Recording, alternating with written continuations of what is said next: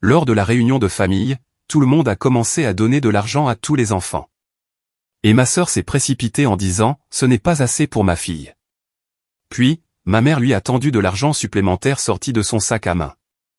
Mais elle est simplement allée arracher l'argent des mains de mes enfants, en disant « Tout ça appartient à ma fille ». J'ai confronté ma sœur, et mes parents ont crié « Recule ». Ta sœur ne passe pas une bonne journée. Elle s'est alors mise à me lancer des pierres au visage, me frappant violemment, en disant « Donne ce sac à main. On a besoin du reste ». Quand j'ai refusé, mon père m'a attrapé par les cheveux et m'a maintenu immobile, permettant à ma sœur de saisir une batte de baseball et de me frapper au visage, en disant « Ne t'enfuis pas quand je te parle ». Mes enfants ont vu la scène et ont essayé de m'aider, alors je me suis précipité pour les protéger, seulement pour être battu à nouveau par mon père et ma sœur. Je n'ai rien dit pendant qu'ils réconfortaient simplement ma sœur. Je n'en avais pas fini, car ce que j'ai fait ensuite les a laissés dans une horreur totale. La réunion de famille annuelle chez mes parents avait toujours été tendue, mais je n'aurais jamais imaginé qu'elle se terminerait ainsi. Pendant 39 ans, j'avais joué le rôle de la fille oubliée, tandis que ma jeune sœur, Vanessa, se prélassait sous les projecteurs de l'affection de mes parents. Chaque réussite que j'obtenais était rejetée. Chaque étape franchie par Vanessa était célébrée comme une fête nationale. J'aurais dû le voir venir. Ce schéma était présent depuis l'enfance. Lorsque j'ai obtenu mon diplôme de fin d'études secondaires en tête de ma classe, mes parents ont organisé pour Vanessa une fête intitulée « Tu réussiras très bien aussi ». Quand je suis entré à l'école de médecine, ils ont acheté une voiture à Vanessa pour lui remonter le moral parce qu'elle n'avait été acceptée nulle part. L'iniquité avait des racines profondes, entrelacées dans chaque souvenir d'enfance que je possédais. Mon mari, Tyler, et moi avions bien réussi. Je travaillais comme chirurgienne pédiatrique, et il dirigeait un cabinet de conseil prospère. Nous avions 3 beaux enfants, Emma, 13 ans, Lucas, 11 ans, et la petite Olivia, qui venait d'avoir 9 ans. Nous vivions confortablement, épargnions de manière responsable, et veillions à ce que nos enfants comprennent la valeur du travail acharné et de la gentillesse. Vanessa, quant à elle, avait sauté d'un emploi à l'autre, d'une relation à l'autre, d'une excuse à l'autre. Elle avait eu sa fille, Peyton, il y a 7 ans, avec un homme qui avait disparu avant l'arrivée du bébé. Depuis lors, elle était retournée vivre chez nos parents, qui cédaient à tous ses caprices. Pendant que je regardais depuis la touche, ma mère, Linda, appelait constamment pour demander de l'argent afin d'aider Vanessa à se remettre sur pied, ce qui signifiait en réalité financer son addiction au shopping et ses week-ends entre amis. Le jour de la réunion a commencé assez agréablement.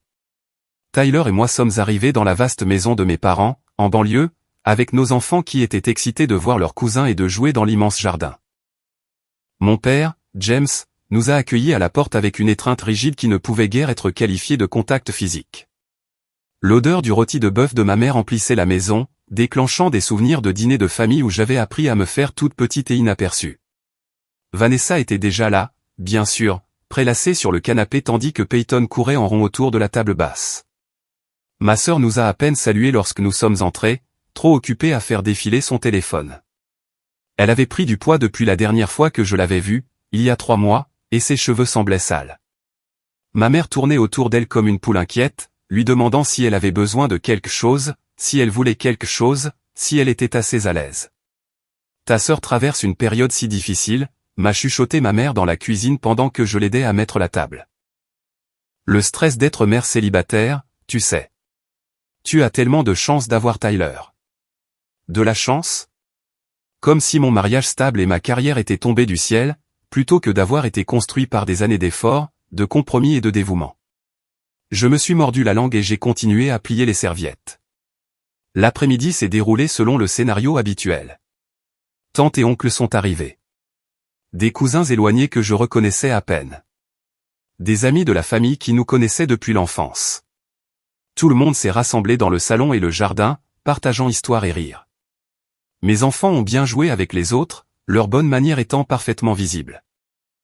Peyton, cependant, faisait des crises de colère toutes les 15 minutes, exigeant des jouets des autres enfants et hurlant quand elle n'obtenait pas ce qu'elle voulait. Elle est juste pleine de vie, disait ma mère à chaque fois, me lançant un regard qui me défiait de ne pas être d'accord. Puis vint la tradition que j'avais oubliée jusqu'à ce qu'il soit trop tard pour partir, la cérémonie de remise d'argent. Chaque année, les adultes rassemblaient les enfants et leur distribuaient de l'argent liquide en guise de cadeau. Habituellement, il s'agissait de sommes modestes, 20 ou 50 $ par enfant, selon le lien de parenté avec le donateur. Les grands-parents donnaient plus, les tantes et oncles moins, les amis de la famille se situaient quelque part entre les deux. Les enfants se sont alignés avec excitation, mes 3 se tenant patiemment, tandis que Peyton se frayait un chemin vers l'avant. Mon oncle George a commencé à distribuer des billets de 20 $ à chaque enfant, avançant le long de la file avec un sourire. Ma tante Barbara a suivi avec des billets de 10. D'autres parents ont contribué selon leurs moyens. Les visages des enfants s'illuminaient à chaque don, comprenant qu'il s'agissait d'une gâterie spéciale. Tout a volé en éclats en un instant. Vanessa s'est soudainement précipitée de l'endroit où elle était assise, le visage déformé par l'indignation. « Ce n'est pas assez pour ma fille », a-t-elle hurlé assez fort pour arrêter toute conversation dans la pièce. Toutes les têtes se sont tournées vers nous. Ma mère est immédiatement passée à l'action, ouvrant son sac à main avec des mains tremblantes. « Tiens, ma chérie. Voici plus pour Peyton », a-t-elle dit, pressant plusieurs billets dans la paume tendue de Vanessa. J'en ai aperçu quelques-uns. Des centaines, pas des vingtaines. Mais ma sœur n'était pas satisfaite. Elle s'est retournée vers mes enfants, qui se tenaient là, serrant leur modeste collection de billets, leur visage confus par cette soudaine agitation. Avant que je puisse assimiler ce qui se passait, Vanessa a arraché l'argent directement des mains d'Emma, puis de celles de Lucas, puis d'Olivia. « Tout ça appartient à ma fille », a déclaré Vanessa, fourrant l'argent volé dans sa poche tandis que Peyton sautait de haut en bas en applaudissant. Le choc m'a paralysé pendant exactement 3 secondes. Puis, la fureur protectrice que seule une mère peut ressentir s'est enflammée dans ma poitrine. Je me suis avancé, la voix tremblante, mais ferme. « Vanessa, rends leur argent à mes enfants tout de suite. C'est du vol. » Mon père est apparu aux côtés de ma sœur comme un chien de garde réagissant à une menace. « Recule », m'a-t-il grogné, le visage rouge. « Ta sœur ne passe pas une bonne journée. »« Elle ne passe jamais une bonne journée », ai-je répliqué. « Ça ne lui donne pas le droit de voler des enfants, ses propres nièces et son propre neveu. » Ma mère a rejoint la formation défensive, les yeux écarquillés par cette panique particulière qu'elle réservait à toute situation où Vanessa devait faire face à des conséquences. « Comment oses-tu parler à ta sœur de cette façon après tout ce qu'elle a traversé ?» J'ai regardé autour de la pièce les visages figés des parents qui avaient assisté à toute la scène. Pas une seule personne n'a pris la parole.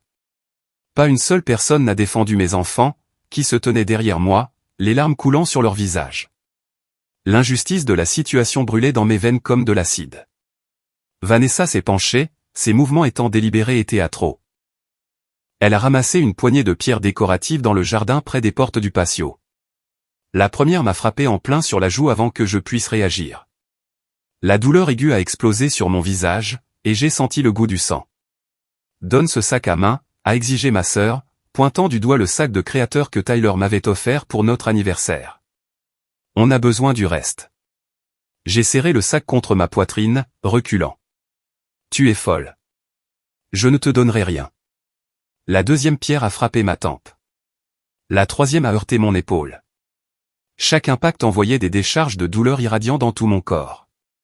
Mais pire que la douleur physique, il y avait la réalisation que cela se produisait dans une pièce remplie de gens qui étaient censés m'aimer, et personne ne bougeait pour l'arrêter. Quand j'ai refusé à nouveau, mon père a saisi une poignée de mes cheveux par derrière. La violence soudaine de son geste m'a plus choqué que la douleur. Sa prise était d'une force de fer, tirant ma tête en arrière si fort que j'ai cru que mon cou allait se briser. Je ne pouvais pas bouger, pas m'échapper, pas me protéger. J'entendais Tyler crier quelque part dans le chaos, essayant de m'atteindre, mais mon oncle George et un autre homme que je ne reconnaissais pas l'avaient attrapé, le retenant. Rester en dehors des affaires de famille, a grogné quelqu'un. Vanessa a disparu de mon champ de vision limité. Les sons autour de moi sont devenus étouffés, comme sous l'eau, lointains. Puis je l'ai vue revenir, portant la batte de baseball en aluminium du garage, celle que nous utilisions pour les jeux dans le jardin quand nous étions adolescentes. Elle l'a balancée directement vers mon visage. La prise de mon père sur mes cheveux m'empêchait d'esquiver. La batte a percuté ma mâchoire avec un craquement écœurant que j'ai ressenti plus qu'entendu. Une douleur brûlante a tout envahi. Je me serais effondré si mon père ne m'avait pas maintenu debout par les cheveux. « Ne t'enfuis pas quand je te parle », a hurlé Vanessa, de la salive volant de sa bouche. Elle avait l'air possédée, méconnaissable par rapport à la sœur avec qui j'avais grandi. À travers ma vision trouble, j'ai vu mes enfants. Emma s'était jetée sur mon père, essayant de lui faire lâcher prise. Lucas pleurait et tirait sur le bras de Vanessa. La petite Olivia se tenait là en hurlant, le visage rouge et terrifié. La vue de mes enfants en danger a activé quelque chose de primal en moi. Je me suis tordu violemment, ignorant la douleur alors que des cheveux étaient arrachés de mon cuir chevelu. Me libérant de l'emprise de mon père, je me suis jeté entre mes enfants et ma sœur. Le coup de batte suivant m'a atteint aux épaules. Puis un autre coup a atterri sur mon dos. Mon père m'a attrapé à nouveau, et ils ont fait pleuvoir les coups jusqu'à ce que je ne puisse plus distinguer une source de douleur d'une autre. Finalement, cela s'est arrêté. Je me suis effondré sur le sol, chaque respiration envoyant de nouvelles vagues d'agonie à travers mes côtes. À travers mes yeux enflés, j'ai vu ma mère et plusieurs tantes se précipiter pour réconforter Vanessa, qui avait commencé à pleurer de façon dramatique. Elle m'a attaqué, sanglotait ma sœur. Elle m'a toujours détesté, elle a toujours été jalouse. Tyler s'est finalement libéré de ceux qui le retenaient. Il a rassemblé nos enfants traumatisés et m'a aidé à me lever. Du sang coulait de mon visage sur ma chemise. Je pouvais à peine tenir debout. Chaque partie de mon corps hurlait en signe de protestation. Personne ne s'est excusé. Personne n'a demandé si j'allais bien. Il s'affairait autour de Vanessa, lui apportant de l'eau et des mouchoirs, l'assurant que tout irait bien, que j'avais toujours été difficile et ingrate. Je n'ai rien dit. Pas un seul mot. Tyler m'a regardé avec inquiétude, s'attendant clairement à ce que j'appelle la police immédiatement ou au moins que je les insulte tous. Mais je suis restée silencieuse, lui permettant de nous guider, moi et nos enfants, jusqu'à notre voiture. Le trajet vers les urgences s'est passé dans un brouillard de douleur et de rage cristallisante. Le médecin des urgences a tout documenté, pommette fracturée, contusion sévère à la mâchoire, multiples lacérations nécessitant des points de suture, côte contusionnée, possible commotion cérébrale. Des photos ont été prises sous tous les angles. Une infirmière sympathique m'a demandé doucement si je voulais faire un rapport de police pour violence domestique. Pas encore, lui ai-je dit. Bientôt. Au cours de la semaine suivante, pendant que je guérissais et complotais, la réalité de ce que ma famille avait fait a commencé à s'installer dans mes os, aux côtés de la douleur physique. Il ne s'agissait plus seulement d'argent ou de favoritisme. Ils m'avaient physiquement agressé devant mes enfants. Ils avaient terrorisé mes bébés. Ils avaient choisi la crise de colère de Vanessa plutôt que ma sécurité, plutôt que la décence humaine la plus élémentaire. Pendant ces jours de convalescence, j'ai fait des recherches approfondies. J'ai passé des appels depuis mon bureau à domicile pendant que Tyler occupait les enfants. J'ai passé en revue des documents financiers que je conservais depuis des années. J'ai contacté des avocats, des enquêteurs et des comptables. Plus important encore, j'ai accédé à des informations que je gardais comme assurance depuis des années, sans jamais imaginer que je les utiliserais réellement. Tyler est entré dans mon bureau le 3e jour, portant une tasse de thé et arborant cette expression qu'il avait quand il était inquiet mais essayait de ne pas le montrer. Il a posé la tasse sur mon bureau, prenant soin de ne pas déranger les feuilles de calcul et les documents que j'avais disposés en piles précises. « Tu es ici depuis 6 heures d'affilée » a-t-il dit doucement. « Les enfants demandent après toi. » La culpabilité m'a tordu l'estomac. Je descendrai dans 1 minute. J'ai juste besoin de finir de recouper ces relevés de paiement avec. Et il a tiré une chaise à côté de moi, sa main douce sur mon épaule. Je ne critique pas. Je prends de tes nouvelles. Ce que tu fais ici, quoi que tu prévois, je suis avec toi. Tu le sais, n'est-ce pas? J'ai regardé mon mari, cet homme qui était resté à mes côtés à travers tout, qui avait essayé de se frayer un chemin à travers mes parents pour m'atteindre pendant que j'étais battu. Ses articulations avaient encore des bleus là où mon oncle lui avait tordu les bras dans le dos. Je vais les détruire, ai-je dit. Les mots sont sortis plats, sans émotion. Financièrement, légalement, publiquement. Tout. Tyler n'a pas bronché. D'accord. De quoi as-tu besoin de ma part? C'est là que j'ai craqué pour la première fois depuis l'agression. Pas de jolies larmes, mais de lourds sanglots haletants qui faisaient mal à mes côtes fracturées. Tyler m'a tenu pendant que je pleurais pour la famille que je n'avais jamais vraiment eue. Pour les parents qui avaient choisi leur enfant chéri au détriment de la décence élémentaire, pour l'enfance que j'avais passée à essayer de gagner un amour qui ne serait jamais donné librement. Quand je me suis enfin ressaisi, je lui ai expliqué tout ce que j'avais découvert, les documents de prêt avec les signatures de mes parents, les reçus de paiement pour les factures de Vanessa, les emails concernant la fraude à l'assurance, les preuves de fraude à l'invalidité provenant des propres réseaux sociaux de Vanessa, les revenus non déclarés dont mon père pensait que personne n'était au courant. Les yeux de Tyler se sont écarquillés à mesure que je révélais chaque élément. « Tu gardes tout ça depuis combien de temps ?»« Des années, ai-je admis. Je me disais que c'était juste une bonne tenue de dossier, être minutieuse. Mais je pense qu'une partie de moi a toujours su que je pourrais avoir besoin d'une protection contre un jour. » Il a étudié les documents que j'avais étalés comme des plans de bataille sur mon bureau. « Ça va les anéantir. Tu comprends ça? Tes parents vont tout perdre. Ta sœur ira en prison. Ils m'ont battu avec une batte de baseball pendant que mes enfants regardaient, ai-je dit. Pendant que tes enfants les suppliaient d'arrêter. Emma s'est jetée sur papa pour essayer de lui faire lâcher mes cheveux. Elle a 13 ans, Tyler. 13 ans, et elle se souviendra de ça pour le reste de sa vie. La mâchoire de Tyler s'est serrée. Alors on brûle tout. Au cours des jours suivants, j'ai méticuleusement construit mon dossier. J'ai créé des chronologies documentant chaque prêt, chaque paiement, chaque cas où j'avais renfloué financièrement ma famille. J'ai rassemblé des relevés bancaires montrant l'argent quittant mes comptes et entrant sur les leurs. J'ai imprimé des emails où ma mère demandait, juste un peu d'aide jusqu'à ce qu'on se remette sur pied, des demandes qui s'étaient répétées pendant plus d'une décennie. Les preuves de la fraude à l'assurance étaient particulièrement accablantes. Les emails entre Vanessa et Curtis détaillaient comment ils avaient mis en scène l'accident à la minute près. Ils discutaient de l'intersection à utiliser, de l'heure de la journée qui serait la plus chargée, de la force avec laquelle Curtis devait heurter sa voiture pour causer des dégâts sans blessure réelle. Ils répétaient ses symptômes, recherchaient quelle blessure serait crédible mais difficile à réfuter. Je vais certainement sentir le coup du lapin, mais nous devons vraiment vendre la blessure au dos, avait écrit Vanessa. La douleur chronique est subjective. Ils ne peuvent pas prouver que je n'ai pas mal. Curtis avait répondu avec enthousiasme. Mon pote travaille à l'atelier de carrosserie. Il s'assurera que les dégâts paraissent pires qu'ils ne le sont. Et je connais un médecin qui rédigera le rapport dont nous avons besoin. Le règlement avait été de 47 000 $. Vanessa l'avait dépensé en 6 mois pour une nouvelle voiture, une croisière et des meubles dont elle n'avait pas besoin. J'avais des captures d'écran de ses photos de vacances horodatées pendant la période où elle était censée être trop blessée pour travailler. La fraude à l'invalidité était presque plus facile à prouver.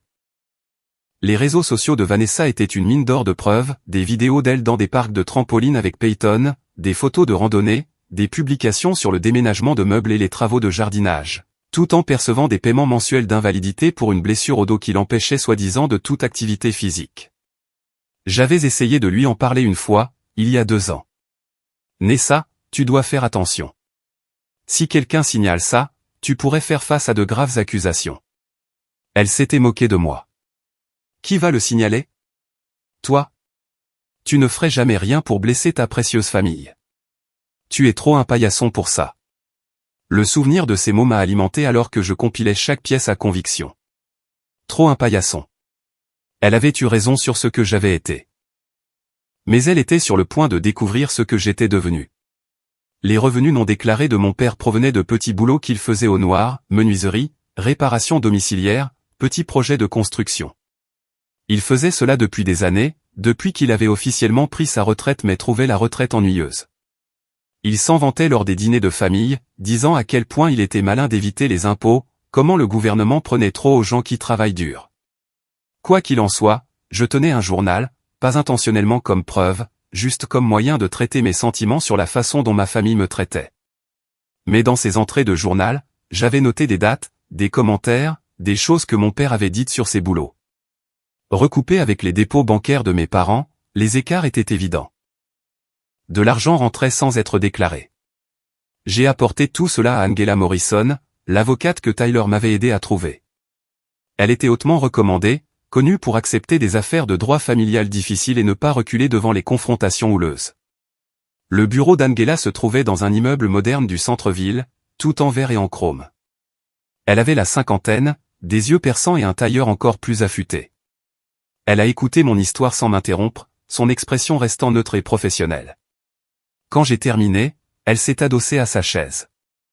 Avant que je regarde la moindre de ces preuves, j'ai besoin de savoir quelque chose. Quel résultat voulez-vous obtenir? Et soyez honnête avec moi, car cela déterminera la façon dont nous procéderons. Je n'ai pas hésité. Je veux qu'il fasse face à toutes les conséquences prévues par la loi. Des accusations criminelles pour l'agression, un procès civil pour les dommages et le remboursement des prêts, des signalements à toutes les autorités compétentes concernant leur fraude. Je veux qu'ils comprennent que les actes ont des conséquences et que je ne suis plus leur victime. Angela a hoché la tête lentement. Certains avocats pourraient essayer de vous dissuader. Ils diraient que la réconciliation familiale devrait être l'objectif, que ce niveau d'action en justice est disproportionné. Je ne suis pas l'une de ces avocats. Ce qu'ils vous ont fait est une agression criminelle. Ce qu'ils ont fait financièrement est une fraude criminelle. Ils méritent d'être poursuivis.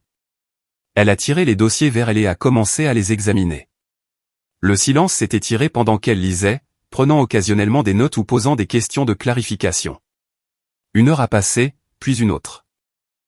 Finalement, elle a levé les yeux. C'est l'un des dossiers de preuves les plus complets que j'ai jamais vus dans une affaire de droit familial. Vous ne faites pas que des accusations. Vous avez de la documentation pour tout. Des contrats de prêt signés, des relevés bancaires, des emails, des preuves issues des réseaux sociaux, des dossiers médicaux, des déclarations de témoins, des preuves photographiques de vos blessures. Est-ce suffisant, ai-je demandé. C'est plus que suffisant.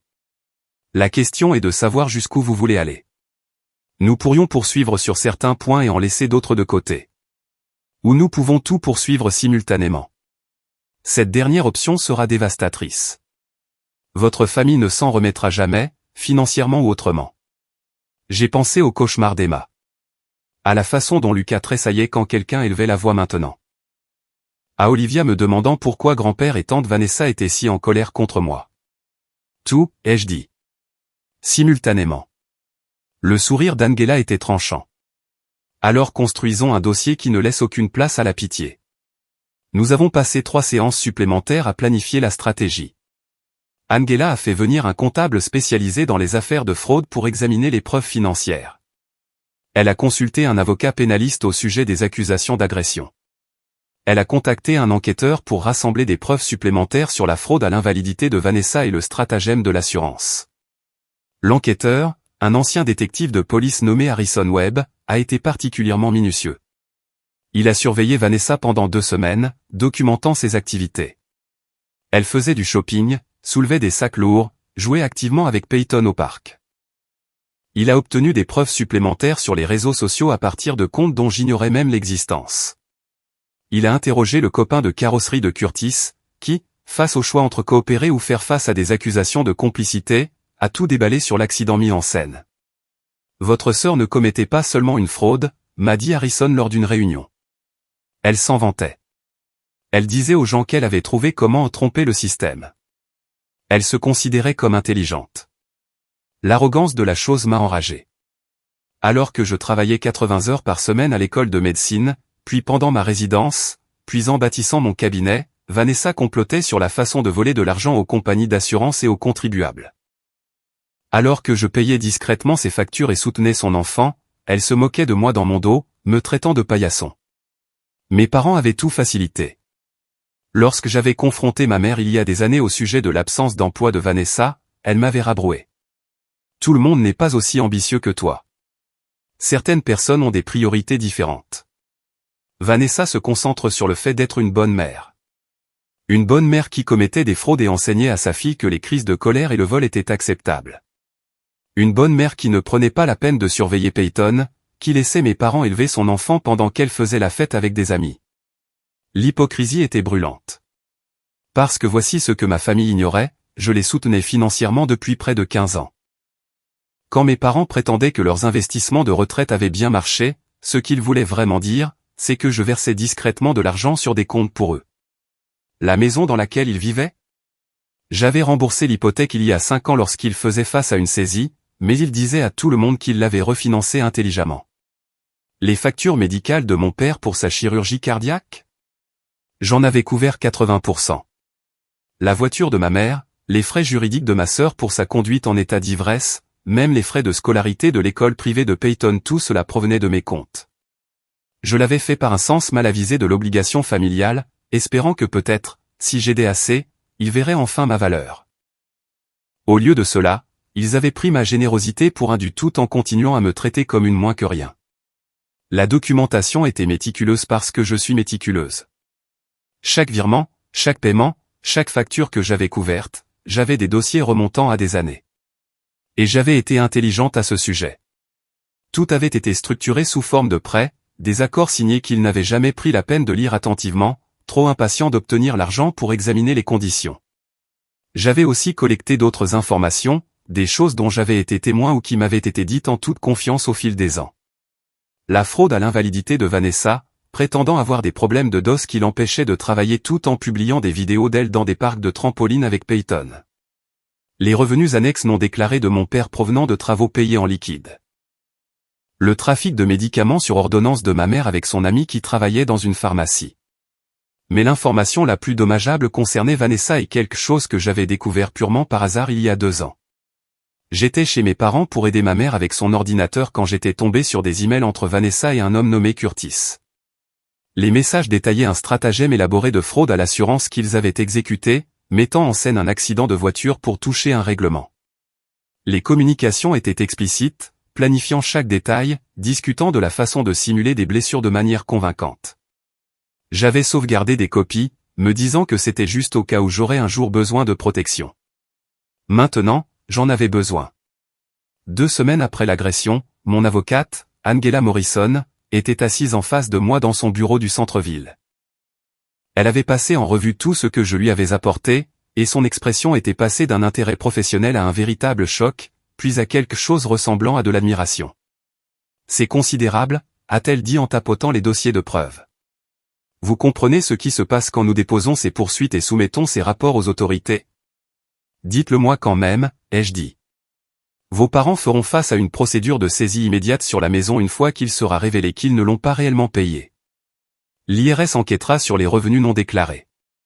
Ta sœur sera accusée de fraude à l'invalidité, de fraude à l'assurance et d'agression. Votre père fera également face à des accusations d'agression. Financièrement, ils seront ruinés. Criminellement, votre sœur risque une lourde peine de prison. Bien, ai-je répondu. Le mot est sorti plus froidement que je n'avais jamais entendu ma propre voix.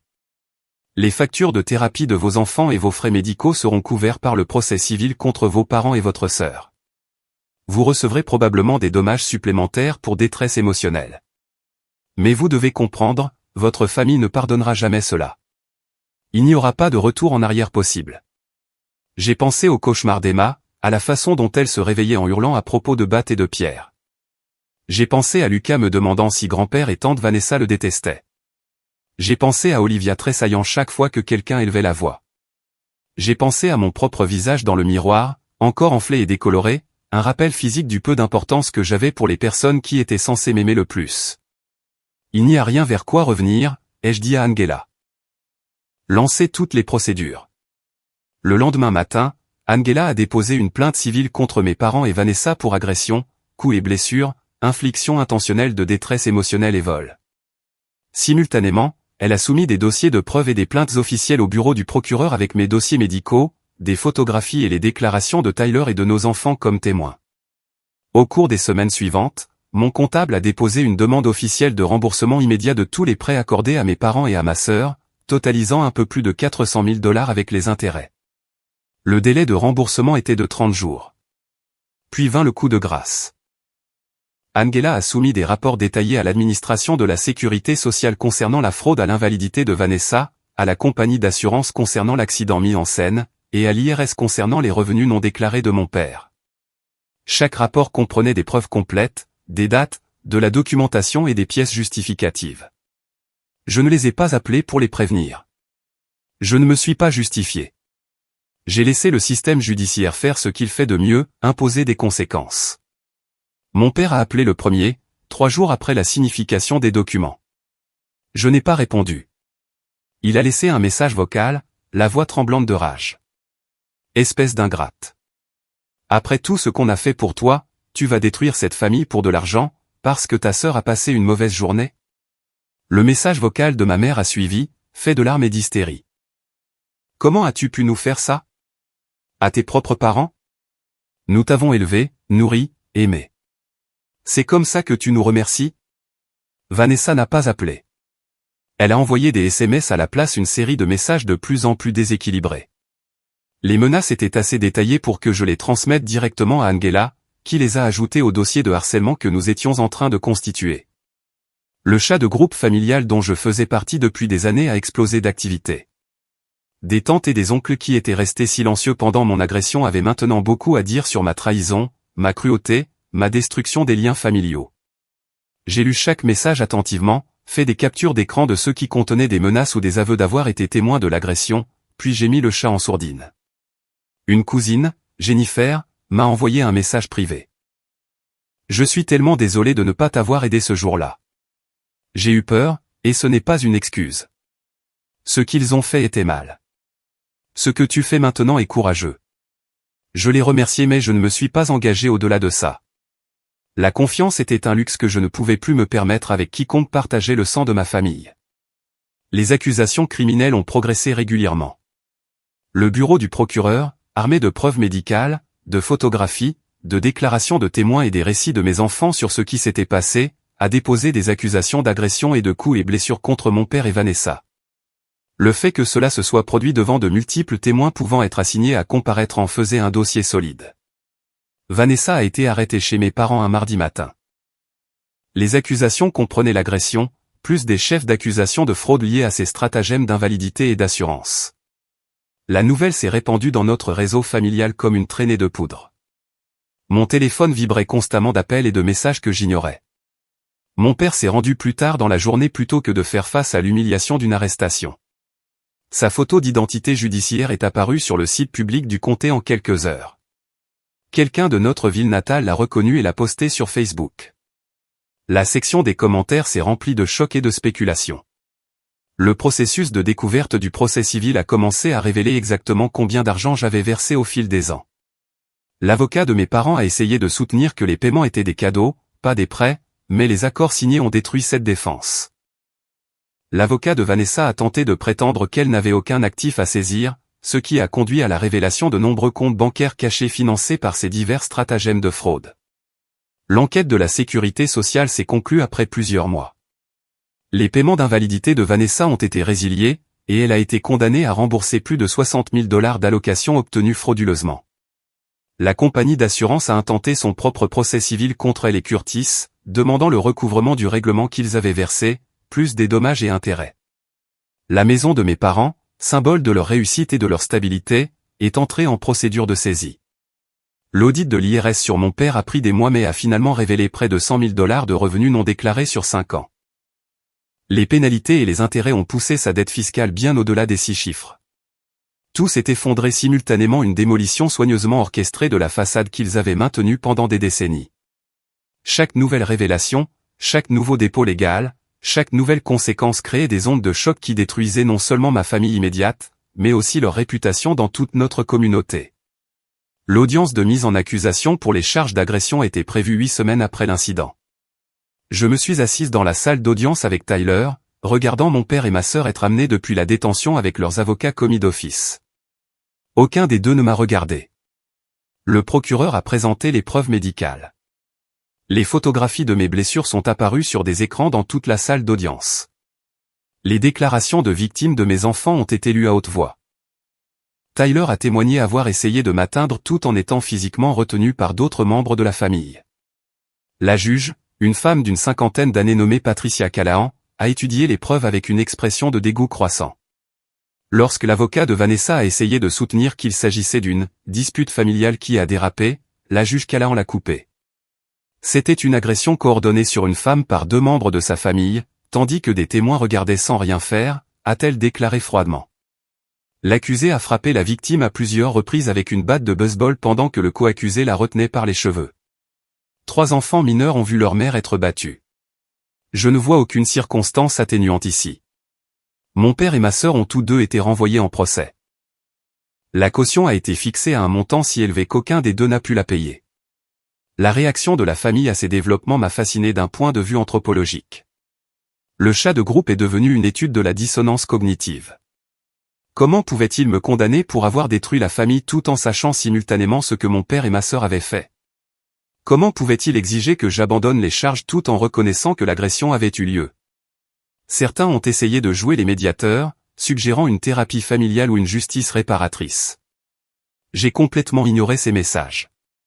D'autres sont passés à l'attaque, me traitant de vindicative et cruelle, prétendant que j'avais orchestré cette vengeance par jalousie et méchanceté.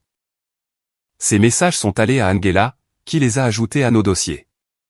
Quelques membres de la famille, très peu, m'ont contacté en privé pour s'excuser et prendre leur distance avec mes parents et Vanessa. Ma tante Teresa a admis qu'elle avait toujours su que j'étais maltraité, mais qu'elle s'était dit que ce n'était pas ses affaires d'intervenir. Mon oncle Frank a dit qu'il avait voulu aider pendant l'agression mais qu'il s'était figé sous le choc. J'ai accepté leurs excuses mais j'ai clairement indiqué que nos relations avaient été définitivement altérées. Le procès civil s'est dirigé vers un règlement. L'avocat de mes parents a approché Angela avec une proposition.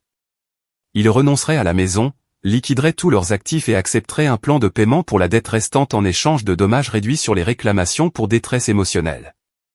Absolument pas, ai-je dit à Angela. Ils paient chaque centime où nous allons au procès. Je veux qu'un jury entende ce qu'ils ont fait. Nous sommes allés au procès. Le procès civil a duré 3 jours. Le jury a entendu des témoignages sur les décennies de favoritisme, les années de soutien financier que j'avais fourni tout en étant traité comme une, moins que rien, et l'agression brutale qui s'est produite lorsque j'ai finalement défendu mes enfants. Ils ont vu les photos de mes blessures, entendu les témoignages en larmes de mes enfants, écouté Tyler décrire son impuissance alors que sa femme était battue. Le jury a délibéré pendant 90 minutes. Ils m'ont accordé le remboursement intégral de tous les prêts plus les intérêts, les frais médicaux, les coûts de thérapie pour nous 4, et des dommages-intérêts punitifs de $200 000. Le jugement total a dépassé les $700 000. L'avocat de mes parents avait l'air d'être sur le point de vomir. Il n'avait rien qui s'approchait de ce montant, même après avoir tout liquidé. Le jugement les suivrait pour le reste de leur vie, saisissant les chèques de sécurité sociale et tout revenu futur. Ils passeraient leurs années de retraite dans la ruine financière. Les procès criminels ont suivi des mois plus tard. Mon père a accepté une négociation de peine plutôt que d'affronter un jury, 3 ans de probation, des cours de gestion de la colère, une restitution, et une ordonnance de protection l'empêchant de s'approcher à moins de 150 mètres de moi ou de ma famille. À 63 ans, il est devenu un criminel condamné parce qu'il avait choisi d'agresser sa fille plutôt que de discipliner le vol de son autre fille. Vanessa a refusé de négocier. Elle a insisté sur le fait qu'elle était la victime, que je l'avais provoquée, que tout était de ma faute. Le jury n'a pas été d'accord. Ils l'ont reconnu coupable de tous les chefs d'accusation, agression avec une arme mortelle, coups et blessures, fraude et complot. Le juge l'a condamné à 4 ans de prison d'État. Peyton est allé vivre avec les parents de Curtis. Les services de protection de l'enfance avaient enquêté, et ma mère a été jugée inapte à la tutelle étant donné qu'elle avait facilité le comportement de Vanessa et sa propre exposition criminelle. J'ai été contacté pour prendre Peyton en charge. J'ai refusé. Cela peut sembler cruel, mais je devais d'abord protéger mes propres enfants, et ils avaient besoin de temps pour guérir du traumatisme, pas d'un rappel constant de celui-ci vivant dans notre maison. La saisie de la maison de mes parents a été finalisée. Ils ont déménagé dans un petit appartement dans un mauvais quartier de la ville, le seul endroit qu'ils pouvaient se permettre avec leur crédit détruit et leurs revenus saisis. La présence Facebook de ma mère, autrefois pleine de publications vantant leur vie confortable, est devenue silencieuse. 6 mois après ce terrible jour à la réunion de famille, j'étais assise dans mon bureau à domicile, regardant les documents finaux du règlement. Tout ce que j'avais prévu s'était réalisé. Ma famille avait été financièrement dévastée, pénalement condamnée, publiquement humiliée et définitivement séparée de moi et de mes enfants. Les cauchemars d'Emma avaient diminué en fréquence. Lucas avait recommencé à sourire. Olivia avait cessé de tressaillir. Ils étaient en thérapie, traitant leur traumatisme avec des professionnels spécialisés dans le SSPT infantile. Tyler et moi étions en thérapie de couple, travaillant sur le stress que toute cette épreuve avait imposé à notre mariage. Je ne prétendrai pas que je n'ai pas ressenti de satisfaction à voir ma famille faire face aux conséquences. La vindicte était réelle, mais la tristesse l'était aussi. C'était ma famille, peu importe à quel point ils avaient été toxiques. C'étaient des gens que j'avais aimés autrefois, que j'avais voulu voir m'aimer en retour. Ma mère a envoyé une lettre à mon avocat. Elle n'était pas autorisée à me contacter directement en raison de l'ordonnance de restriction. La lettre était longue, décousue, pleine d'excuses et de reproches, mais enfouée au milieu se trouvait une seule phrase, « J'aurais dû te protéger ce jour-là ». Ce n'était pas des excuses. C'était une acceptation de responsabilité, mais c'était la chose la plus proche d'une reconnaissance que j'ai jamais reçue d'elle. Je n'ai pas répondu. Les gens me demandent parfois si je regrette, si la vengeance valait le coup. Ils le formulent délicatement, suggérant que peut-être je suis allé trop loin, que la famille est importante, que le pardon est guérisseur. Je pense à Emma me demandant s'il est correct de dire « non » quand quelqu'un essaie de lui prendre des choses. Je pense à Lucas disant à son thérapeute que sa maman est forte et courageuse. Je pense à Olivia disant qu'elle sait que je la protégerai toujours. Je pense au respect de Tyler pour moi, m'étant dressé contre une vie d'abus. Puis je pense à ce qui se serait passé si je n'avais rien fait. Mes enfants auraient appris que la famille peut vous agresser sans conséquence. Ils auraient appris que les victimes doivent rester silencieuses pour maintenir la paix. Ils auraient appris que l'argent et le confort comptent plus que la dignité et la sécurité. Non, je ne regrette pas. Ce que j'ai fait ensuite, les poursuites, les accusations criminelles, la destruction financière, l'exposition publique n'était pas une question de vengeance. C'était une question de justice. Il s'agissait d'apprendre à mes enfants que l'abus n'est jamais acceptable, que le vol a des conséquences, et que la famille n'est pas un bouclier contre la responsabilité. L'horreur de ma famille face à mes actions ne concernait pas la sévérité de ma réponse. Elle concernait l'effondrement de leur illusion soigneusement entretenue selon laquelle ils pouvaient me traiter comme ils le voulaient sans répercussion. Ils ont confondu mon silence avec de l'acceptation, mon soutien financier avec du désespoir, ma patience avec de la faiblesse. Ils ont appris le contraire. Et j'ai appris quelque chose, moi aussi, que j'étais plus forte que le rôle qu'ils m'avaient assigné, que je méritais mieux que ce qu'ils m'avaient donné, et que protéger mes enfants importait plus que de maintenir une relation avec des gens qui leur feraient du mal. La réunion de famille qui s'est terminée par une agression a été la dernière fois que j'ai vu mes parents ou ma sœur. Ils ne me manquent pas. Mes enfants guérissent. Mon mariage est plus fort. Ma conscience est tranquille.